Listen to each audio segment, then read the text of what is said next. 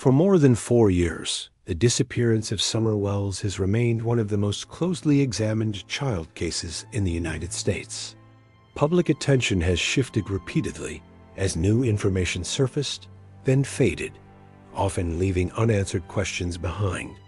In late 2024, that pattern changed when the Tennessee Bureau of Investigation announced a large-scale, warrant-based search on a private property along Van Hill Road, nearly 10 miles from Summer's home. The move immediately reignited widespread discussion and speculation across online communities. As the Van Hill search became public, an old fishing photograph posted years earlier was suddenly elevated into a central theory, suggesting a connection that had never been confirmed by investigators. In this video, we take a step back from assumptions and examine what is actually known. By focusing on verified timelines, geography, and investigative procedure, we separate fact from interpretation and explain what the Van Hill search truly represents in the ongoing Summer Wells case. The renewed focus on Van Hill Road did not originate from online speculation or past family activity. It began with a confirmed investigative action.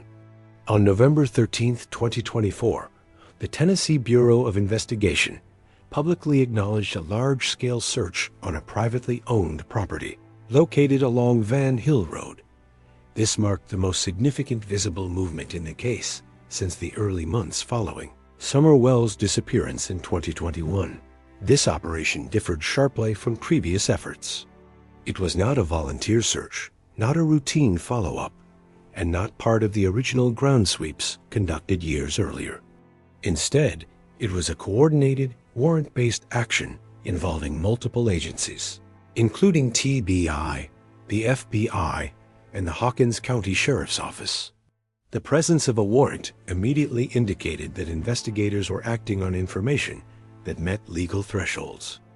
When law enforcement seeks and receives a warrant, it must present a judge with specific, credible information suggesting that evidence related to an investigation may be located at a particular place. This requirement distinguishes warrant-based searches from speculative checks or general information gathering. The Van Hill operation therefore signaled a meaningful investigative development, even though no details were publicly released. TBI described the reason for the search using carefully chosen language. Officials stated that the operation was driven by an active lead. While brief, this statement carried weight.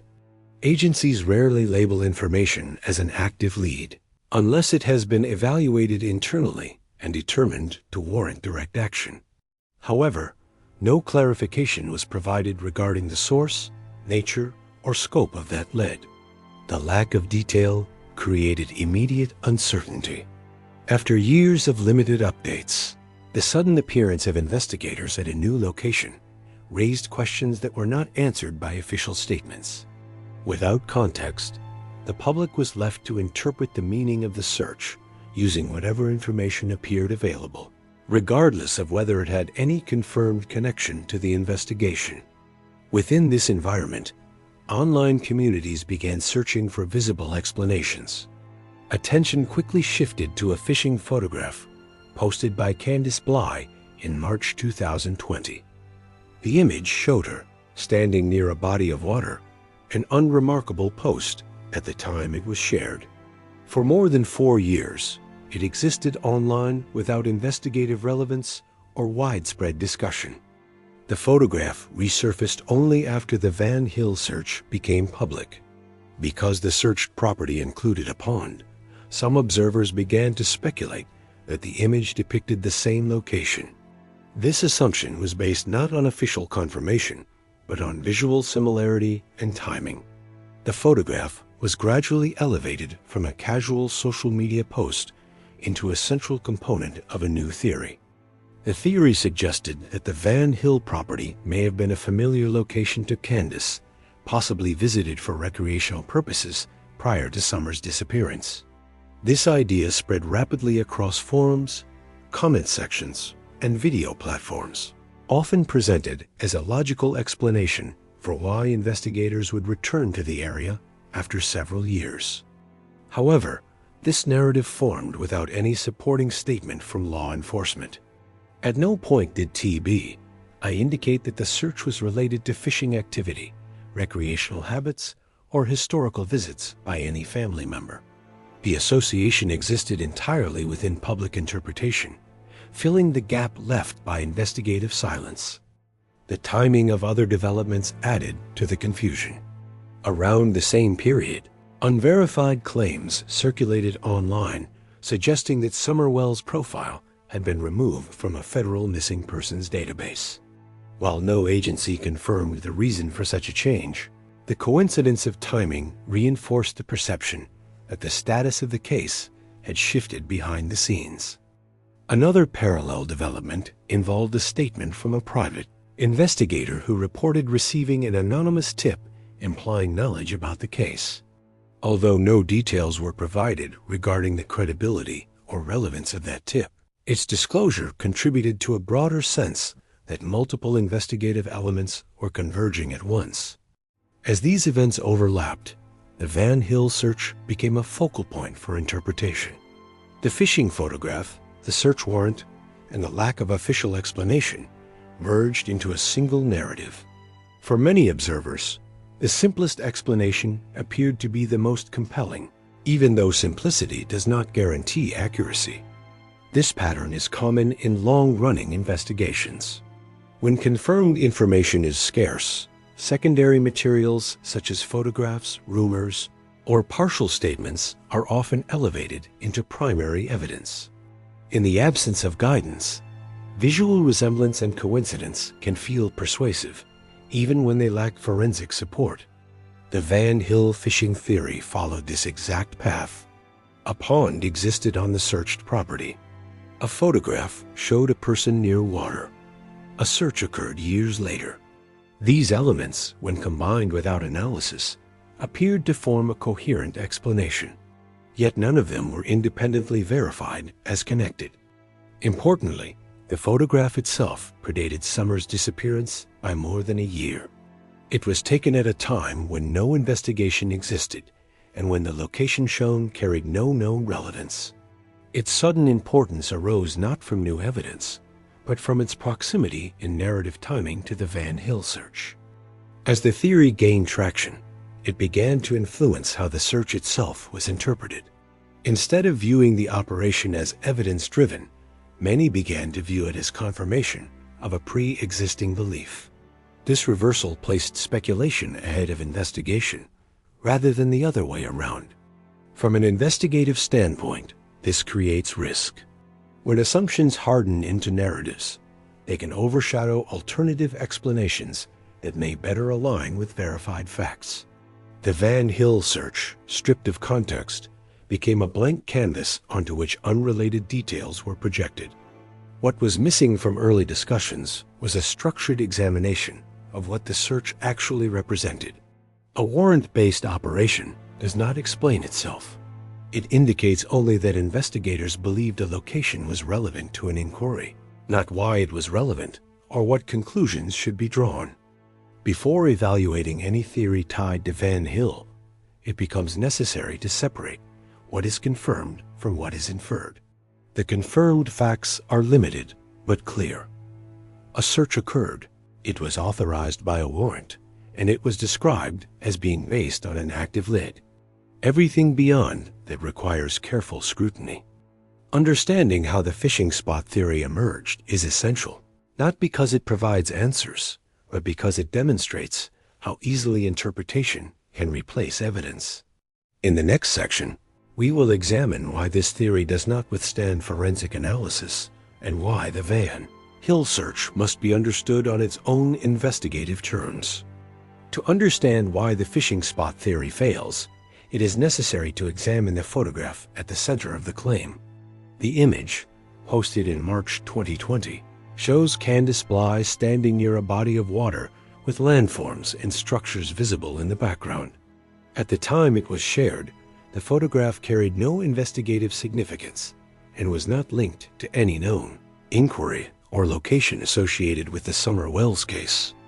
Once the Van Hill search became public, the photograph was reinterpreted through a new lens. Because a pond exists on the Van Hill property, some observers assumed the image depicted that location. This assumption relied almost entirely on visual coincidence rather than geographic verification.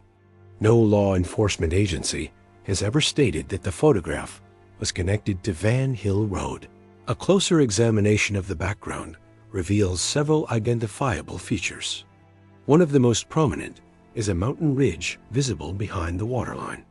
Independent geographic comparisons show that this ridge matches the profile of Bays Mountain near Kingsport. This mountain is not visible from Van Hill Road due to intervening terrain and elevation differences. Topographical mapping confirms this exclusion. The Van Hill property sits within a valley where surrounding ridges block long-distance sight lines. In contrast, the Holston River and Kingsport riverfront areas provide clear visibility toward Bays Mountain from specific vantage points. This single factor alone significantly weakens the claim that the photograph was taken at Van Hill. Another key feature in the image is a long structure with multiple evenly spaced windows located across the water. Such a structure aligns with buildings found along the Kingsport Greenbelt corridor. No comparable structure exists near the Van Hill Pond, and no development of that type has been documented in that area. Water behavior provides further clarification. The surface texture, coloration, and visible movement in the photograph are consistent with river conditions influenced by managed flow systems in the region. The pond on Van Hill Road is a retention-style basin with still water and no inflow or outflow patterns that would produce similar visual characteristics. When these environmental markers are evaluated together, mountain visibility, built structures, and water characteristics, they form a consistent geographic profile. That profile aligns with public riverfront locations near Kingsport, not with a private rural property on Van Hill Road. This conclusion is based on comparison, not interpretation. Beyond visual analysis, the timeline further excludes the fishing theory. The distance between the Wells residence and Van Hill Road requires approximately 12 to 15 minutes of travel each way under normal conditions. Any visit to that location would require a minimum of 25 to 30 minutes round trip, excluding time spent on site. Candace Bly has consistently stated that the time window between the moment Summer was last seen and the moment she was reported missing was brief. Even without assigning an exact duration, the available window does not allow for travel to and from Van Hill without being observed or accounted for. No witness statements, traffic data, or verified sightings place Candace on Van Hill Road on the day Summer disappeared. The theory relies entirely on retroactive association rather than contemporaneous evidence.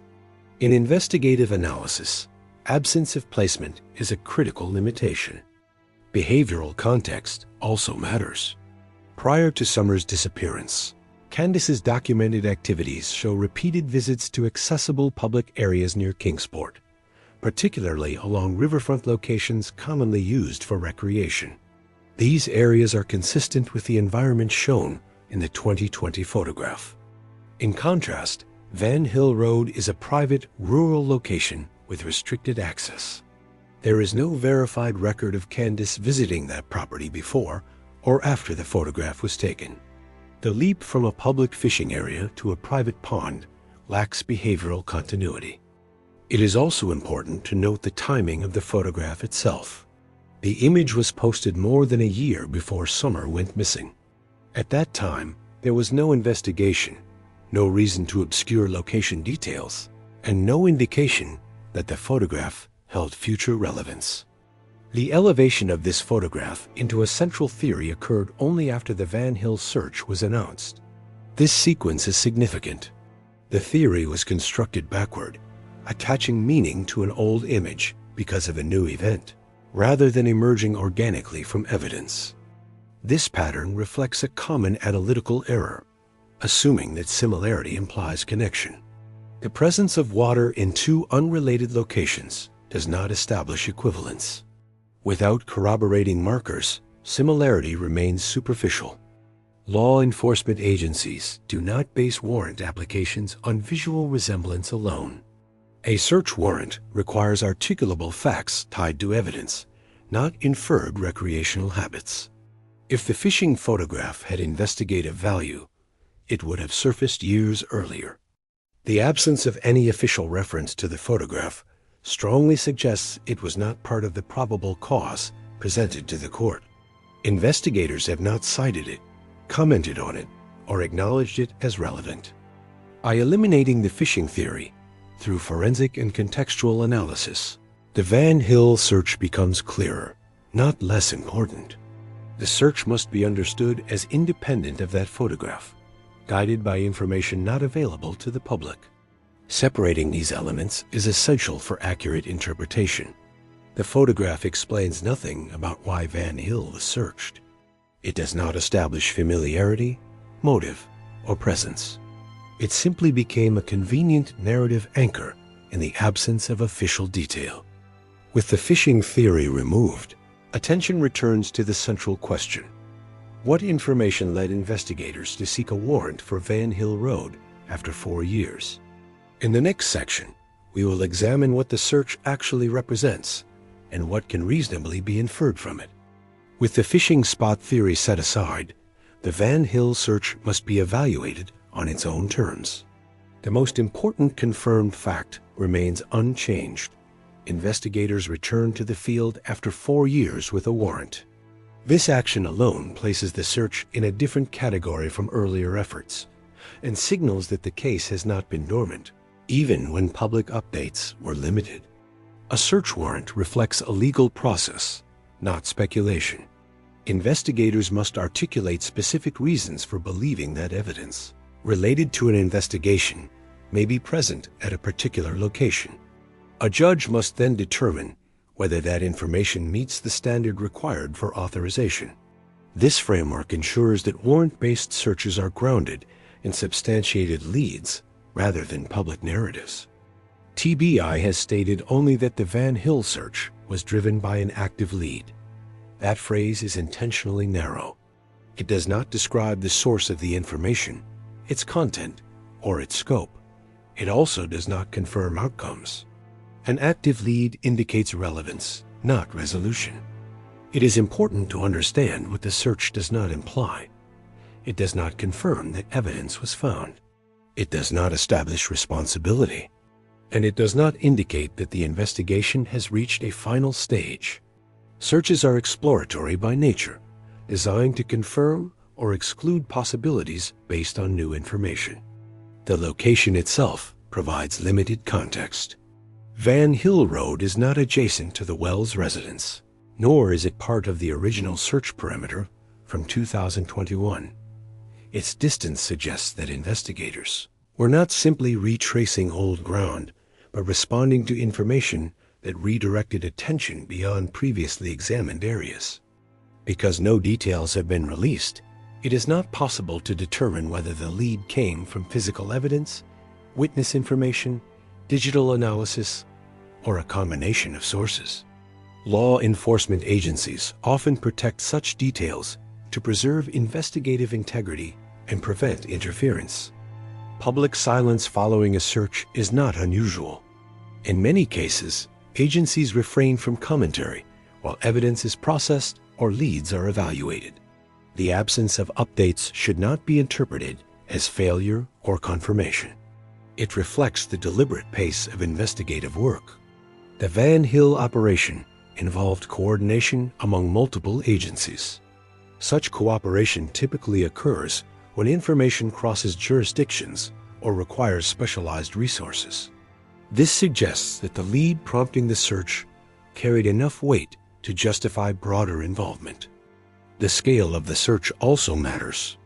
It was not limited to a brief inspection, but involved sustained presence and systematic examination of the property. This level of effort indicates that investigators were following specific objectives rather than conducting a general review.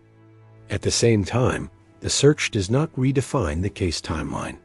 It does not retroactively alter known events or confirmed facts from the day Summer Wells was reported missing. New investigative actions add layers to a case, but do not replace established records. One of the challenges in interpreting the Van Hill search is separating investigative relevance from narrative expectation. After years without public resolution, any visible action can feel like a turning point. However, progress in complex cases often unfolds incrementally rather than through sudden revelations. Law enforcement agencies rarely disclose unsuccessful searches in detail. If evidence is not located, that information may still be valuable internally by narrowing investigative focus. Exclusion is a legitimate outcome, even if it is not publicly emphasized. The Van Hill search may also reflect re-evaluation of earlier information. As technology improves and cases are reviewed with fresh perspective, details once considered peripheral can take on new significance. Re-examination does not imply earlier error, only continued effort. It is also possible that the search relates to information received long after the initial investigation.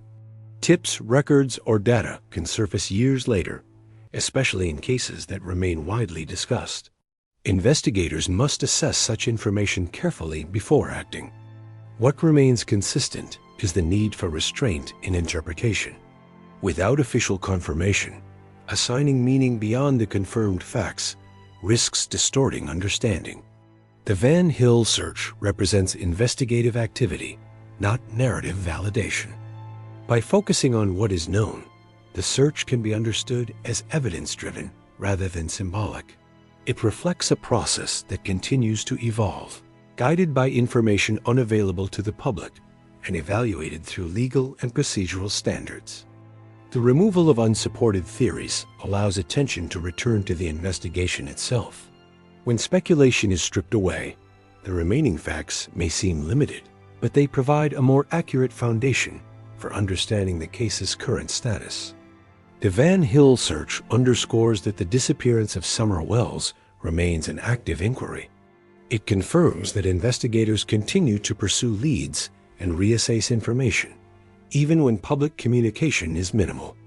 While the search does not provide answers on its own, it reinforces the importance of patience and accuracy. Long-term investigations often progress quietly, with developments becoming clear only in hindsight. Ultimately, the significance of Van Hill lies not in what the public assumes, but in what investigators are still seeking to determine. Until verified information is released, the search should be viewed as part of an ongoing process rather than a conclusion. As the investigation into Summer Wells continued with limited public updates, attention gradually shifted from official statements to online interpretation. Social media platforms, forums, and video channels became primary sources of information for many people following the case. This shift fundamentally changed how the investigation was discussed and understood. In the absence of frequent law enforcement briefings, online communities began to analyze every available detail, no matter how small. Statements, photographs, and behavioral observations were revisited repeatedly, often without context. Over time, interpretation began to replace verification as the dominant method of understanding developments. The article highlights how this environment encouraged the formation of strong narratives. Once a theory gained traction, it was repeated across platforms, gradually becoming accepted as fact by portions of the audience. This process did not require confirmation, only repetition and visibility. One consequence of this dynamic was the personalization of blame. Rather than focusing on unanswered questions, online discussion increasingly centered on individuals connected to the case. Actions, expressions, and past behavior were scrutinized through a lens shaped by suspicion rather than evidence. The role of algorithms amplified this effect. Content that framed developments as dramatic or definitive often received more engagement than cautious analysis. As a result, nuanced explanations were frequently overshadowed by emotionally charged interpretations that spread more quickly. Over time, the distinction between verified information and opinion blurred. New viewers encountering the case online were often exposed first to established narratives rather than original reporting. This created a feedback loop where assumptions were reinforced rather than challenged. The article notes that law enforcement silence, while frustrating to the public, unintentionally contributed to this shift.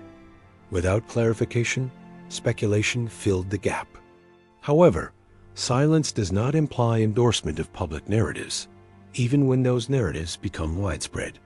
As online attention intensified, the focus of discussion moved further away from the child at the center of the case. Conversations increasingly revolved around adult behavior, perceived inconsistencies, and online conflicts, sometimes eclipsing the original purpose of public awareness. This pattern is not unique to this case. Long-running investigations often experience similar transformations when public interest outpaces official disclosure. The difference lies in scale, as modern platforms allow theories to spread globally within hours. The article emphasizes that such narratives can have lasting consequences. Once a perception is established online, it becomes difficult to reverse, even when new information contradicts earlier assumptions. Corrections rarely travel as far as initial claims. In the context of the Van Hill search, these dynamics were clearly visible.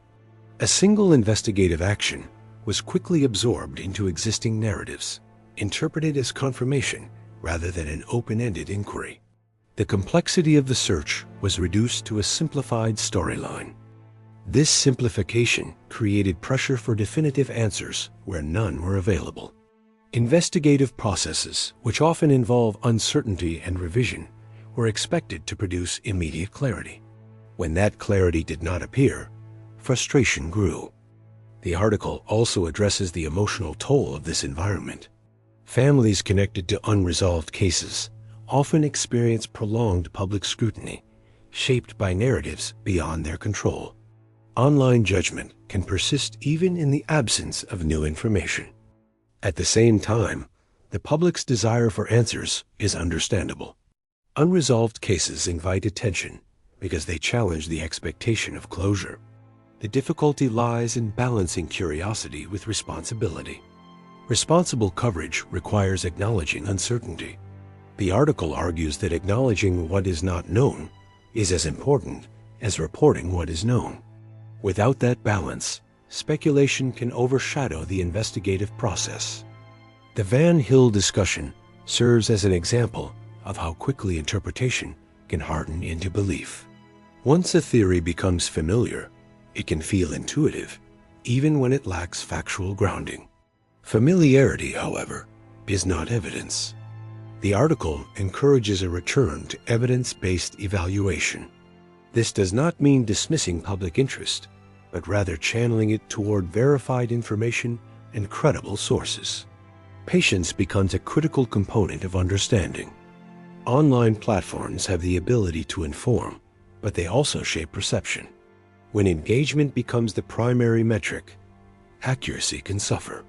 This tension is especially pronounced in cases involving missing children. Ultimately, the article suggests that the most constructive role for the public is awareness without assumption. Supporting continued investigation does not require assigning meaning to every development before facts are established.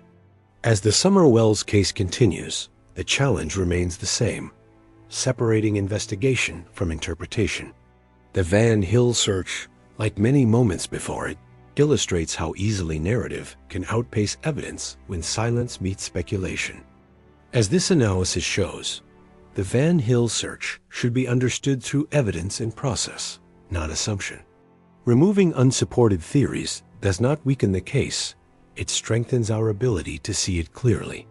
What remains is an active investigation shaped by information the public does not yet have. Until verified details are released, patience and accuracy remain essential to understanding where this case truly stands. Cases involving missing children carry a unique responsibility. Every word shared publicly can influence perception, memory, and even future inquiry. That is why this channel focuses on confirmed reporting, careful analysis, and clear separation between fact and interpretation. Responsible coverage does not mean silence. It means choosing accuracy over speculation, especially when answers are still unfolding. If you value thoughtful, evidence-based breakdowns of unresolved child cases, consider subscribing to True Child Cases. Your support allows this channel to continue following developments carefully, reviewing credible sources, and providing context when new information emerges. Staying informed responsibly helps keep attention on the case without distorting the investigation. Thank you for watching and for taking the time to engage with this case respectfully.